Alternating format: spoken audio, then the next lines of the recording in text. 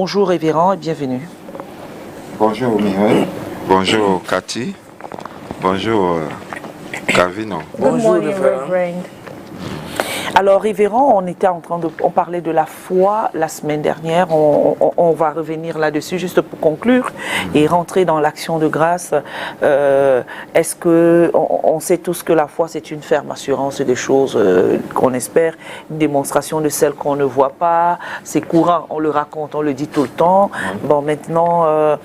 est-ce que quand on dit la foi, on a aussi dit que la foi, c'était croire au potentiel aussi de l'autre. On a foi en l'autre, foi en Dieu, faire confiance en Dieu, à Dieu, dans autant de choses pour revenir sur ce qu'on s'était dit la semaine dernière. Et aujourd'hui, s'il faut parler justement de foi, la foi en Dieu, juste pour rappeler encore à ces téléspectateurs, à nos téléspectateurs. Oui, avant toute chose, nous voulons dire bonjour à tous les téléspectateurs de STV qui sont scotchés en ce moment et qui nous regardent à travers le globe, à travers le monde entier. C'est toujours un privilège pour nous d'être là pour contribuer à l'édification de la foi de ces croyants-là, ceux qui ont mis leur confiance en Jésus-Christ et qui veulent donc ainsi étoffer leur foi au quotidien, la booster en restant en droite ligne avec la volonté et la pensée de Dieu. Donc, sur le thème que vous nous proposez, afin que vous ramenez cette semaine, nous pouvons simplement dire en rappel que, de manière générale, quand on parle de foi, la foi n'est pas toujours liée à Dieu. Lorsqu'on parle de la foi, le mot foi fait référence à une confiance, une assurance qu'on place en quelqu'un et en ses paroles. Voyez-vous? Et donc, cela dit, ce quelqu'un-là peut être, nous l'avons dit, nous rappelons tout simplement, ça peut être un individu, comme vous et moi ici, sur ce plateau. Ça peut être une divinité, quelque chose en laquelle on croit. Vous savez, il y a plusieurs sortes de divinités. Ça peut être également le Dieu créateur, le Dieu qui a fait le cosmos, l'univers que nous voyons et les univers que nous ne voyons pas. C'est celui qu'on appelle le Dieu tout-puissant. Donc, et quand on parle de la foi donc en Dieu, il s'agit de la foi qui est orientée vers ce créateur-là de toutes choses, des esprits que nous pouvons voir et que nous ne pouvons pas voir. Création de la matière, de tout ce que nous avons autour de nous. Donc, c'est cela. Et quand on dit foi en Dieu, il s'agit donc de cette dépendance-là qu'on décide, qu'on choisit d'avoir vis-à-vis de ce Créateur-là, sur la base de la confiance que nous mettons en lui, l'assurance que nous mettons en lui et en ses paroles.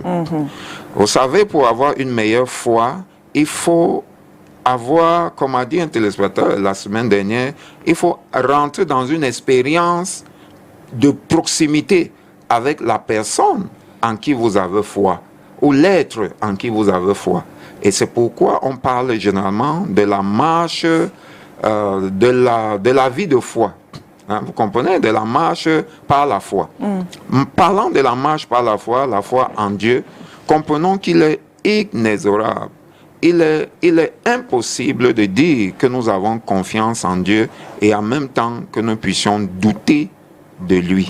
C'est la raison pour laquelle, même au quotidien, pour avoir confiance en quelqu'un, c'est parce que vous l'avez vu agir, vous l'avez entendu parler, vous avez entendu parler de lui, vous vous rapprochez, et même quand vous vous rapprochez, vous êtes encore en train d'observer pour voir si vous pouvez lui faire confiance. Et nous avons dit également que notre foi en Dieu s'établit, est ancrée sur 3 grands piliers. Le premier pilier, c'est la nature de Dieu. Parce que dans sa nature, nous savons que Dieu, il est immuable, c'est-à-dire qu'il ne change pas, il ne varie pas. Pour le voir dans le livre de Jacques 1 au verset 17, Malachie 3, ainsi de suite. Dieu ne varie pas, il est immuable. Petit 1, dans ce grand point-là, si vous voulez, petit a. Donc, nous parlons de la nature de Dieu. Grand 1, petit 1, Dieu est immuable. Petit 2, Dieu ne ment pas. Petit 3, Dieu est invariable. Amen. Amen. D'accord? Il ne ment pas. Il est infaillible, si vous voulez. Au lieu d'invariable, on peut dire il est infaillible. C'est-à-dire qu'on peut amener sa parole à la banque et être sûr que nous allons la retrouver telle qu'il l'a dite. Et il dit dans Matthieu, il dit, le ciel et la terre passeront, mais mes paroles ne passeront pas. Donc les points d'ancrage de notre foi, c'est ça. 1, la nature de Dieu. 2, la parole de Dieu. La parole de Dieu, elle est digne de confiance. Elle est également invariable, elle ne change pas. Et il est écrit que Dieu a élevé sa parole au-dessus de son nom. Troisièmement, le point d'ancrage de notre foi en Dieu, c'est l'œuvre rédemptrice de Christ qu'il a accomplie à la croix. Le Seigneur Jésus-Christ, qui est venu sur terre avec l'objectif de sauver les hommes de leurs péchés, est allé à la croix. Et avant d'aller à la croix, il a été maltraité, ce que nous appelons, que nos frères appellent le chemin de croix. Il a été torturé, il a été maltraité, il est allé à la croix, il a été crucifié, il est mort, il a été enterré et il est ressuscité. Cette œuvre-là est réelle. Et nous avons rappelé à nos téléspectateurs qu'ils ne devraient pas prêter l'oreille à toutes ces mauvaises langues qui disent là dehors que Jésus n'a pas existé, que Jésus est une invention, que Jésus n'a pas marché sur cette terre. D'ailleurs, il n'y a aucun livre historique qui parle. S'il vous plaît, nous le rappelons encore, ne tombez pas dans ce piège. Jésus-Christ a réellement existé. Il a marché sur cette terre avec pour but de nous racheter, de nous réconcilier avec Dieu. Donc voilà ce sur quoi la foi en Dieu est ancrée. Et lorsque nous parlons de la foi en Dieu, Dieu dit dans le livre d'Hébreux, chapitre 10, verset 38, c'est une reprise. Il dit, sans la foi, il est... il dit, mon juste vivra par sa foi. Hébreux 10, 38, mon juste vivra par sa foi. Par la foi, si vous voulez. Et s'il se détourne, mon âme ne prend point plaisir en lui. Dans Hébreux chapitre 11, verset 6, il est dit que sans la foi, il est impossible d'être agréable à Dieu. Car il faut que ceux qui s'approchent de Dieu croient qu'il existe et qu'il est le rémunérateur de ceux-là qui le cherchent avec diligence. Est-ce que nous comprenons? Nous comprenons qu'en tant que croyants, nous ne pouvons pas dire désormais que nous allons vivre ou marcher selon nos propres principes, parce que l'ennemi de la foi, c'est la raison humaine. L'ennemi de la foi, c'est la chair humaine. L'ennemi de la foi, c'est les sens qui sont basés sur la connaissance humaine. Et nous avons fait la différence entre ces deux connaissances. Il y a la connaissance humaine et il y a la connaissance divine. Il y a la sagesse humaine, il y a la sagesse divine. Nous avons lu 1 Corinthiens chapitre 2, du verset 7 au verset, si vous voulez, 10, et même en montant, nous pouvons aller jusqu'au verset 16. Nous avons également cité 2 Corinthiens chapitre 5, au verset 10, verset 16, je pense, je m'en souviens plus très bien. 2 Corinthiens chapitre 5, verset 7. Verset 7, voilà. Il est clairement dit que nous marchons par la foi et non par la vue. Parce que la connaissance humaine est basée sur les 5 sens. Les choses que vous voyez, les choses que vous entendez, les choses que vous touchez, les choses que vous sentez, les choses que vous pouvez goûter.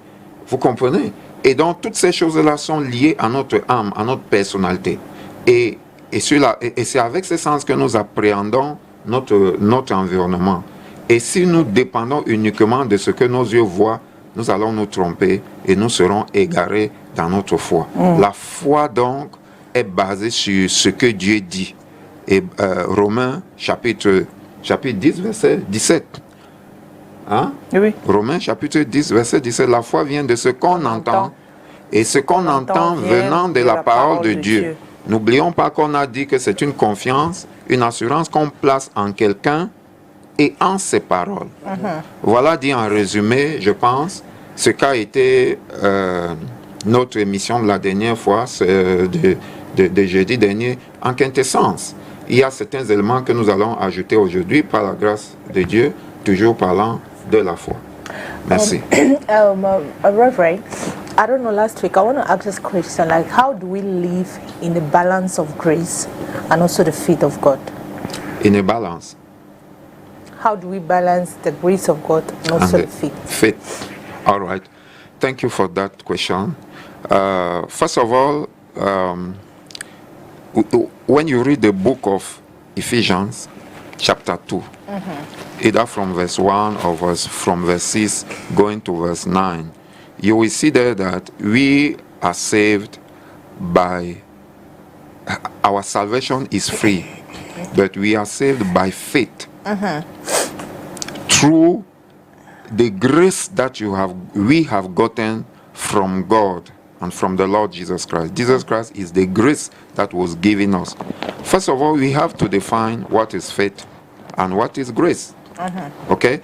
Grace is this unmerited favor that we would never have been able to be worthy of, but which God has given us freely.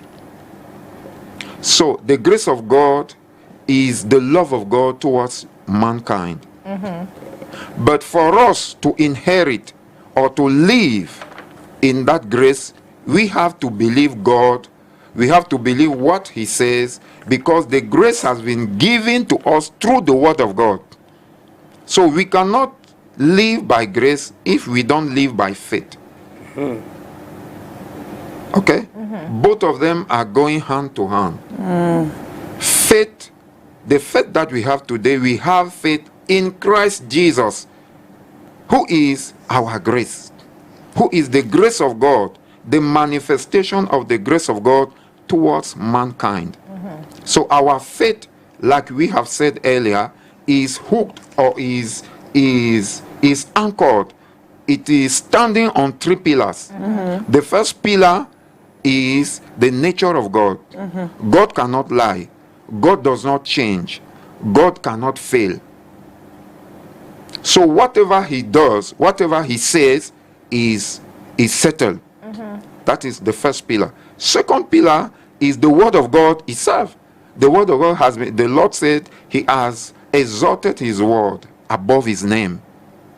So the Word of God stands forever. The Word of God stands forever. And Jesus says that my word, heaven and earth will pass away, but my word, even a dot on the I, will not pass away. So the third pillar is the work of God, the work of Christ that He performed on the cross. Okay. Yes, if you want, the redemptive work of God, of Christ. So you see that faith for us goes along with the grace. Faith of God, the faith in God goes along with the grace that we have received from God. But faith did not start with the grace, just to be complete. Okay. Faith in God did not start with the grace. The very first person, when we read the Bible, when we read Hebrews tells us that the elders lived by faith. It goes and start from Abel,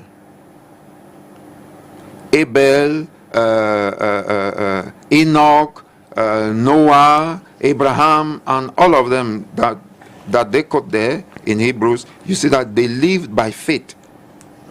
They walked by faith, but the grace of God was not yet there with them. The grace of God is with us. Grace as dispensation, even though the grace of God has always been working with people that walked with Him. I don't know if you are getting me. Yes. But we live in the dispensation of grace, of the grace. We are in the time of grace now. Grace, okay. There will be a time where it won't be able for somebody to repent or to do some things, when the grace will be lifted, when the church will leave, when Christ will rapture the church, it will go with the grace. So grace is for now.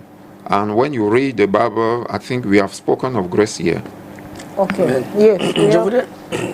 Is it good? Is it okay? okay. Okay. Oui, révérend, je voulais savoir quelle est la nature de la foi et quel est aussi le pouvoir de la foi dans la vie d'un chrétien. La nature de la foi, d'abord, est-ce que c'est Comme vous expliquez tout à l'heure, la foi vient de ce qu'on entend, ce qu'on vient de la part de Dieu. Est-ce que la foi, c'est un don que Dieu nous a donné? Et j'aimerais savoir le pouvoir réel de la foi. Ok. Par la grâce de Dieu, dans la lecture des Écritures, nous nous rendons compte que la foi a des niveaux. Et dans Romains, vous voyez, il est écrit que Dieu nous a imparti à chacun d'entre nous une mesure de foi. À partir de Romains chapitre 1, chapitre 2, vous voyez que vous ne pouvez pas... La création, quand vous regardez, quand vous observez la nature, cela suscite en vous de la curiosité et un émerveillement. Vous demandez, mais comment est-ce possible que ces choses, certaines personnes nous disent qu'elles sont venues d'elles-mêmes? Non, ce n'est pas possible. Il y a un bras derrière toute cette belle architecture. Quand vous voyagez, vous voyez des paysages, vous voyez des choses, vous êtes émerveillés. Vous comprenez? Donc vous comprenez qu'il y a un être suprême qui a créé ces choses. Et cela suscite en vous de la foi. En cet être suprême-là. C'est un début. Donc cette petite foi vous amène à entrer en communion individuelle avec Dieu. Vous avez beaucoup de gens qui disent Dieu n'existe pas, mais dès qu'ils ont un problème, ils disent mon Dieu, oh Dieu.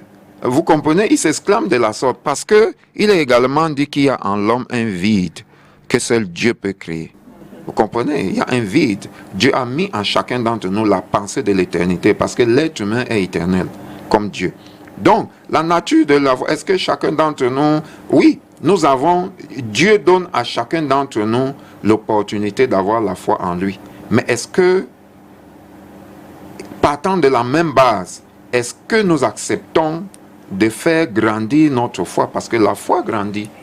La foi grandit, nous avons dit, c'est une assurance, c'est une confiance. On peut grandir en confiance, on peut grandir en assurance vis-à-vis de quelqu'un, vis-à-vis de ses paroles. Pourquoi? Au fur et à mesure que nous entrons en relation, en communion, en interaction avec la personne, nous nous rendons compte que ce qu'elle a dit, elle le réalise. Elle le réalise dans la vie de Calvino, elle le réalise dans la vie de Cathy Conner, elle le réalise dans la vie de Mireille Grace, dans la vie de Messina, et on peut davantage lui faire confiance. Vous comprenez? Je ne sais pas si je réponds à votre question. Donc, pour un chrétien qui s'engage avec le Seigneur, il commence une marche. Et nous avons dit la semaine dernière que c'est pourquoi on parle également, parlant de notre vie chrétienne, on parle de la marche de la foi.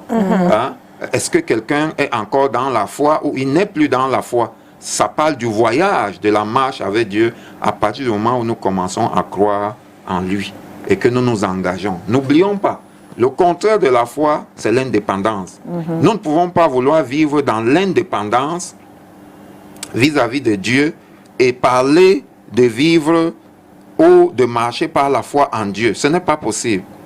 Vous comprenez? Ou vous faites confiance, et vous faites confiance entièrement, ou vous ne faites pas confiance. Du tout. Et vous ne marchez, et vous n'avez pas la foi en Dieu, tout simplement.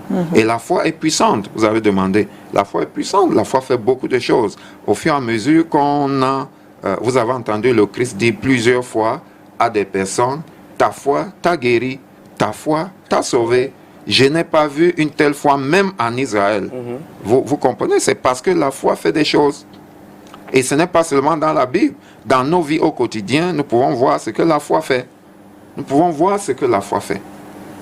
Amen. Voilà, on va retrouver, puisqu'on a reposé la même question encore à d'autres personnes sur la foi en Dieu.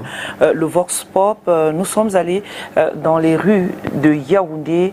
C'est la caméra guidée de Thierry Hone qui est allé dans les rues de Yaoundé, la capitale politique, pour histoire de prendre un peu l'idée de l'homme dans la rue. Le Vox Pop. Je suis très ravie parce que la foi est le fondement de la vie chrétienne. Quand heureux ceux qui croient sans avoir vu.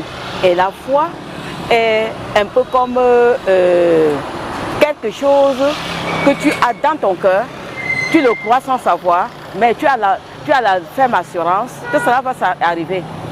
Donc c'est à peu près ça la foi. Et je crois en un seul Dieu, celui qui a tout créé, le ciel et la terre. Et j'ai la ferme assurance que sans la foi, lui ne verra Dieu. En fait, parlant de la foi en Dieu, je pense que Dieu est réel et Dieu existe. Donc, il y a plusieurs choses, plusieurs personnes qui sombrent dans ces erreurs. Mais Dieu est réel parce que j'ai vu les répercussions exactes dans ma vie. Il y a plusieurs choses qui sont passées dans ma vie personnelle où j'ai compris qu'il y avait une force autre. Et comme je suis chrétien, je pense que cette force venait uniquement du Seigneur. Quand on parle de foi, c'est-à-dire c'est la conviction qu'on a notamment concernant ces idéaux et puis les valeurs qu'on a reçues. Quand tu parles de foi, foi en Dieu, étant chrétienne, je me dis qu'il faut respecter les préceptes, la miséricorde, le pardon, l'espoir. Et puis aujourd'hui, nous sommes dans un monde où croire en Dieu, quelque part, est devenu un peu vital car la vie est un peu difficile. Alors la foi en Dieu est très importante, beaucoup plus pour soi d'abord, parce qu'on ne peut pas se mentir soi, et puis pour peut-être aussi Dieu et tout le monde qui nous entoure. Dieu est incontournable. Dieu est incontournable parce que sans Dieu, nous ne sommes rien. Parce que chaque matin, quand je te lève, prier ton Dieu, c'est pour que ta vie soit orientée dans les bonnes conditions. Ouais, c'est un peu ça. Parce que la seule chose que je connais de Dieu, c'est que nul ne peut s'en passer de Dieu. Est-ce que vous avez la foi? J'ai la foi. J'ai la foi. Quelqu'un qui n'a pas la foi, quelqu'un qui est à mort. Quelqu'un qui n'a pas la foi est quelqu'un qui est mort alors. C'est ça, révérend? Écoutez, quelqu'un qui n'a pas la foi en Dieu, si nous voulons parler comme le Christ, il est effectivement mort parce que c'est notre foi en Dieu qui nous donne la relation que nous avons avec Dieu, qui nous rend vivants, si vous voulez. Et les morts ne sont pas que les morts qui sont sous 2,50 mètres ou 2 mètres. D'ailleurs, ailleurs, aujourd'hui, on ne creuse même plus 2 mètres. Parfois, c'est 1,50 mètre. Donc, la foi, oui, si on n'a pas la foi en Dieu, on est mort. On manque de vie à l'intérieur de nous. Parce que c'est le Christ qui nous donne la vie. C'est le Christ qui nous donne la capacité de nous coller, si vous voulez, d'entrer en interaction avec la source de vie qui est le Dieu Tout-Puissant. Si vous vous souvenez, nous l'avons dit la semaine dernière, que vivre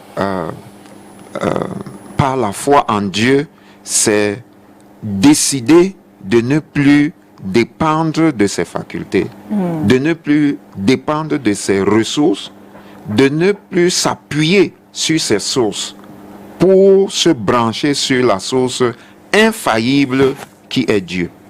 Vous comprenez? Donc ça peut être source de vie également, puisque c'est le Dieu Tout-Puissant qui nous donne la vie. Voilà. J'aimerais savoir quelle est la différence qui existe entre croire en Dieu et avoir la foi d'abord, et avoir la foi en Dieu. Je pense qu'on a touché cette question la semaine dernière, je me souviens très bien, et cela nous avait permis d'élaborer clairement sur le mot croire, qui est structuré en 3. Le mot grec qui est utilisé pour dire croire, c'est un mot qui est structuré en 3 parties, qui veut dire, enfin, qui parle de la raison, une connaissance intellectuelle, une connaissance intérieure qui est une conviction, et puis troisièmement l'action. Voilà. Donc le lien entre la foi et croire et le mot croire, c'est presque la même chose. Vous comprenez? Parce que dans la foi, on parle de ce qu'on a entendu, de ce en quoi on croit, de ce de quoi on est convaincu pour poser des actions. Nous avons dit que la foi, c'est l'obéissance à la parole de Dieu. C'est l'obéissance à la parole de Dieu. Donc quand nous marchons par la foi, c'est que nous choisissons d'obéir à la parole de Dieu et de vivre par elle. Et ça implique des actions. Voilà. No, okay. Now let's talk about Thanksgiving. I want to understand, Okay. the first I want to understand is what is Thanksgiving according to the Bible? Okay. Thanksgiving, according to the Bible, simply means something that you do to thank God. And that's something that you do when you hear Thanksgiving. It means you give thanks, in simple words. Okay. That is giving thanks to God. To God. So when you give thanks to God, you can do it by the fruits of your lips, by your words, by your heart. Okay. You can do it inside of your heart. You can do it, physically by your words, the fruits of your lips, Your lips, either by singing, either by just saying, I thank you, my Father, I thank you, God, either by doing an action, by giving God something to say that you are grateful to him or you are happy. Okay? You remember there is an episode in the Bible when Christ healed some lepers. He said only one of them came back to thank him, to show gratitude. Okay? And there is sometimes the same Christ healed somebody and told him, go and give this offering to the priest, because there were offerings that were to be given when we are thanking God. So if you go in the Old Testament, I mean the Old Promise, the Old Covenant, you will know and you will read and see the way those people were thanking God that time. So by reading it, by seeing it, it can just give you some insight, or how can I say it, some like an idea of what we can do today to thank God. Okay. You know, when you want to thank somebody, even a human being, you can give him something, a gift. You can say thank you by giving a gift. You can say thank you by just showing gratitude, giving your word, or by your action you can say thank you. So in the Bible, thanksgiving means giving God something while you are thanking him, if I can say so. Okay. Okay. Yeah. When we look at some churches today, right? When they'll talk of Thanksgiving, there's a certain amount of money that will ask every Christian to bring in church as Thanksgiving. Some will even tell you to bring even fruits, food items, or whatever you can. But there is also this part where they'll give a certain amount of money that each group is supposed to bring as Thanksgiving. Now I want to find out from you as a man of God, is it okay to set a particular amount for a Christian to bring in church as Thanksgiving? Okay. I will answer you direct from the Bible. Okay.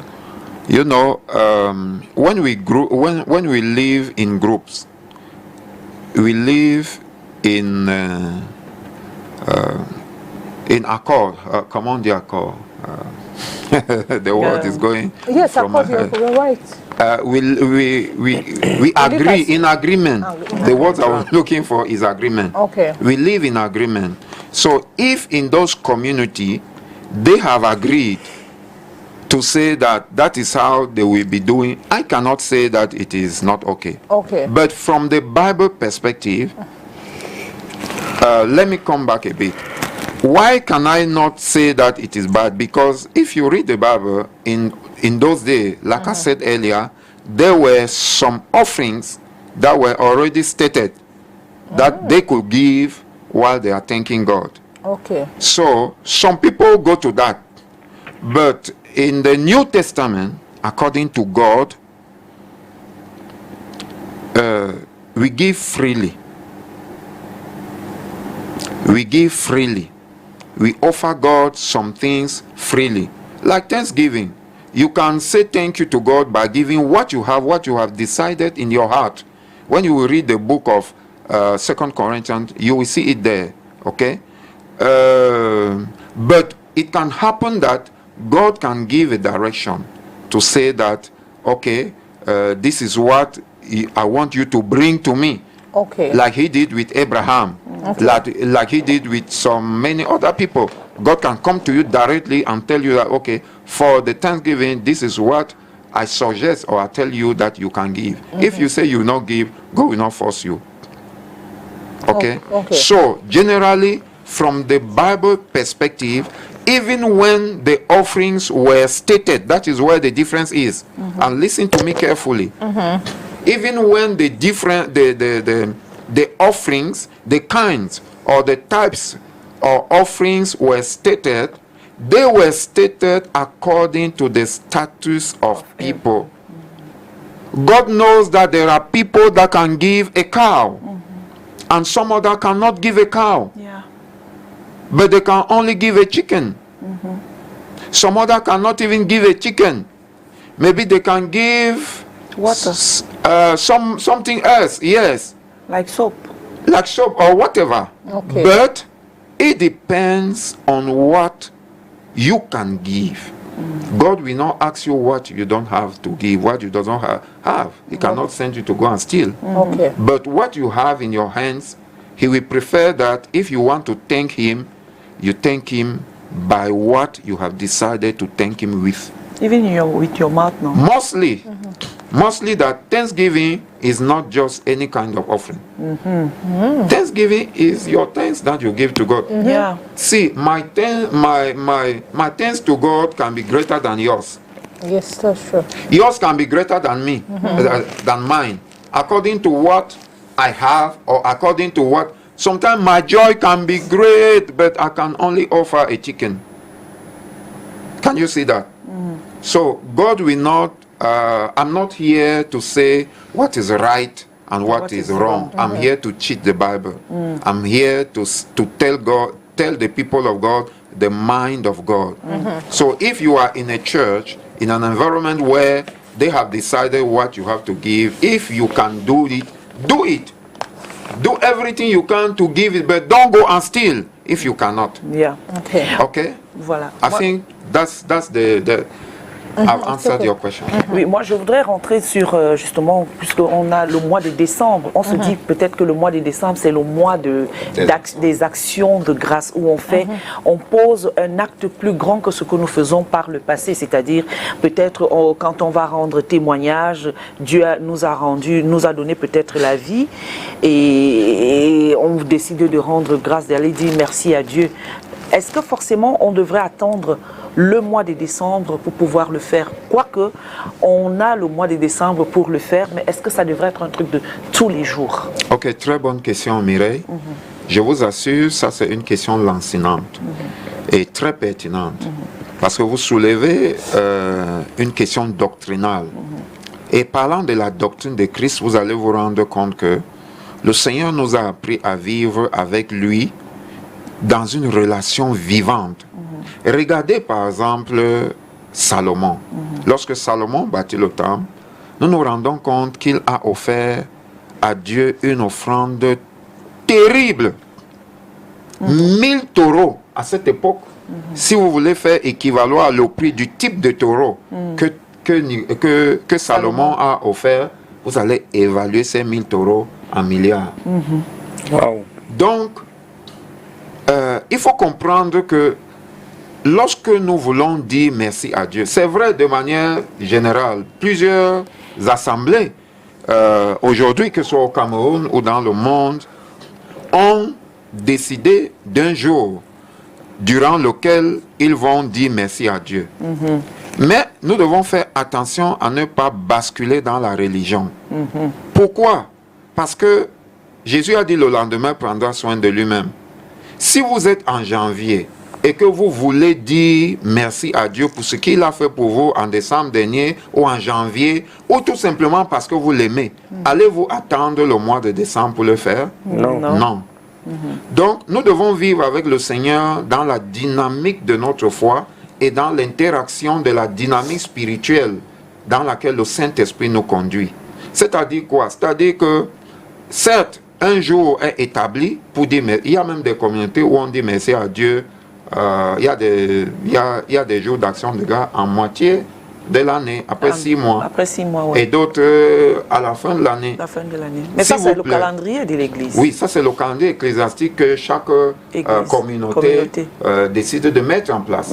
Mais de manière générale, la majorité des communautés le font une fois l'an, c'est-à-dire au mois de décembre. Mais cela n'empêche pas le croyant qui a envie de rendre grâce à Dieu, de se déployer justement et de rendre grâce à Dieu, que ce soit en janvier, en février, en mars, voilà. Quel que soit le jour de l'année. Nous avons des gens qui organisent souvent des cultes d'action de grâce. Parce qu'ils veulent dire merci à Dieu pour telle chose spécifique que le Seigneur a bien voulu faire dans leur vie. En ce moment, ils disent merci à Dieu. Donc, il ne faut pas différer notre action de grâce pour la faire en décembre si on peut la faire maintenant. Bien qu'il y ait un jour, cela n'est pas mauvais, Cela n'est pas mauvais d'établir un jour en communauté et d'essayer de dire, ok, voici le jour où nous allons tous ensemble apporter nos présents à l'Éternel pour lui dire merci pour tout ce qu'il a fait pour nous. Et je voudrais dire que les gens l'ont placé en fin d'année parce que l'année finit justement. Et on voudrait dire merci à Dieu pour l'ensemble de l'année parce que nous sommes là, il nous a gardés. Celui qui est mort hier, on a un collègue qui est décédé la semaine dernière. Il ne pourra plus rendre grâce à Dieu. S'il avait dit, bon, je garde tout ce que j'ai pour rendre grâce à Dieu en décembre, où en serions-nous? Ah ouais, c'est ça. Vous comprenez? Donc, nous devons dire merci à Dieu tous les jours, s'il vous plaît, tous les jours. Avec quelque chose? Pas forcément avec quelque chose. Autant que nous pouvons. Avec quelque chose, avec le fruit de nos lèvres. Écoutez, je vais vous dire quelque chose.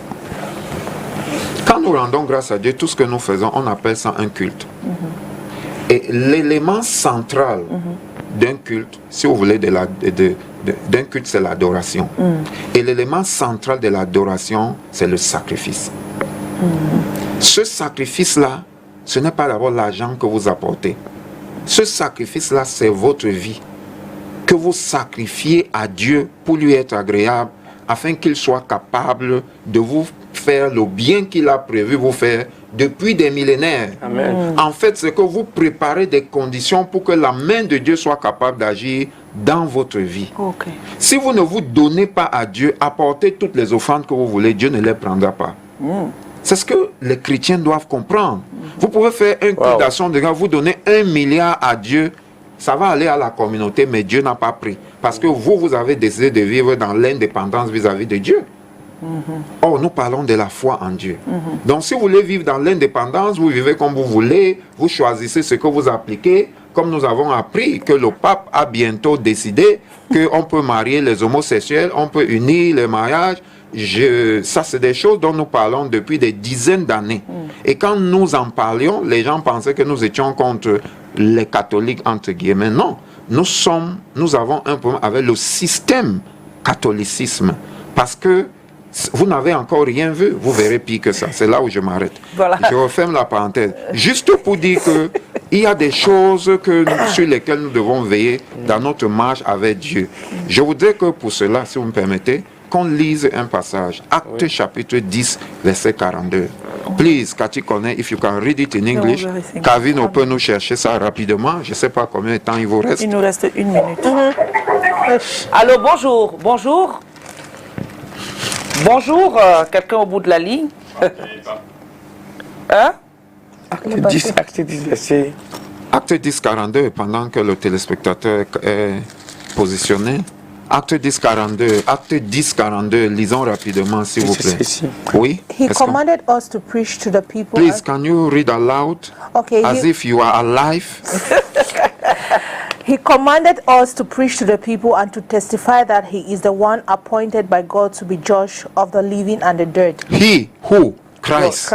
Et Jésus nous a commandé de prêcher au peuple et d'attester qu'il a été lui-même désigné par Dieu comme juge des vivants et des morts. Vous entendez? Le Christ que nous prêchons, le Christ que le pape doit prêcher, le Christ que les évêques, qu'ils soient de tous bords, le Christ que Messina doit prêcher sur ce plateau, nous a commandé de prêcher aux gens et de leur dire qu'il a été établi par Dieu pour être juge des vivants et des morts.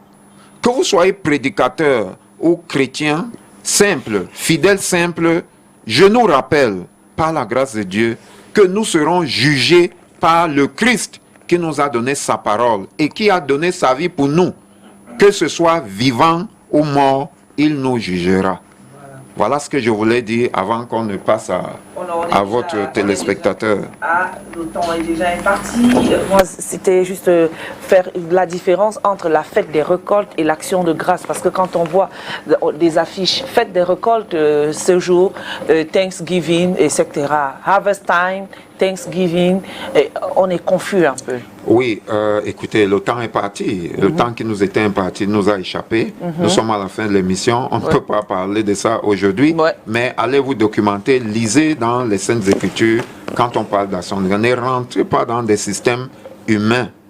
le chrétien vit par la parole de Dieu. Nous l'avons dit, c'est ça la foi.